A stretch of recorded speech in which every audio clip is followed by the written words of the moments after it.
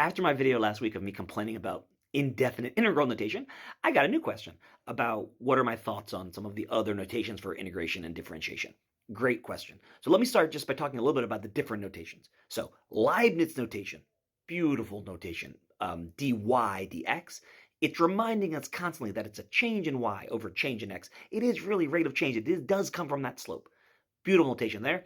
Second derivative, right? You can think of the d dx as actually an operator. You can do d dx of y. So you get d squared y over dx squared. That can be repeated.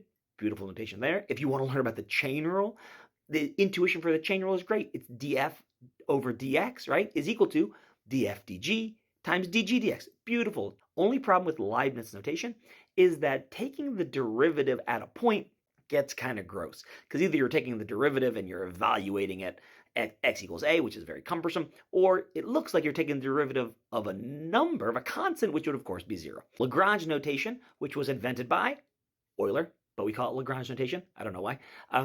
That's the notation you'd be familiar with if you've taken calculus before, right? F prime of x, y prime.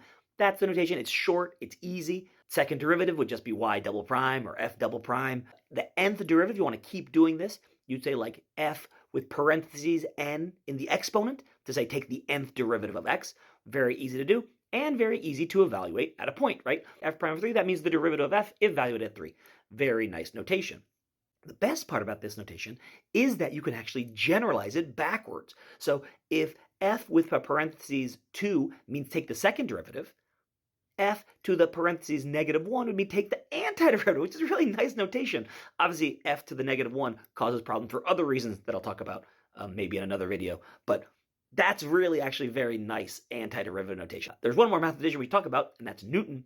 So Newton's differentiation notation was with a dot, which is also very compact, very nice. Y dot would mean take the derivative of y double dot would mean take the second derivative of y, and he was just like, I'm gonna just keep taking dots, triple dots, third derivative, 4 dots, and he got a little crazy with the dots, which is fine for differentiation. So you might be thinking, well, what did he do for an antiderivative? Was like a dot under the letter?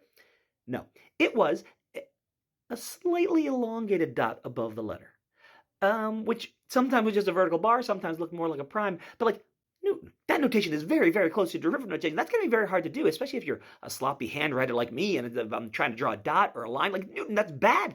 Be clearer, please. Which is probably one of the reasons we don't really use Newton's notation anymore. But anyway, if you're interested, look up Lagrange notation. There are other notations as well with like a big D operator, partial derivatives, lots of cool stuff there that you should look up. But that's just my thoughts there. But thanks for the question.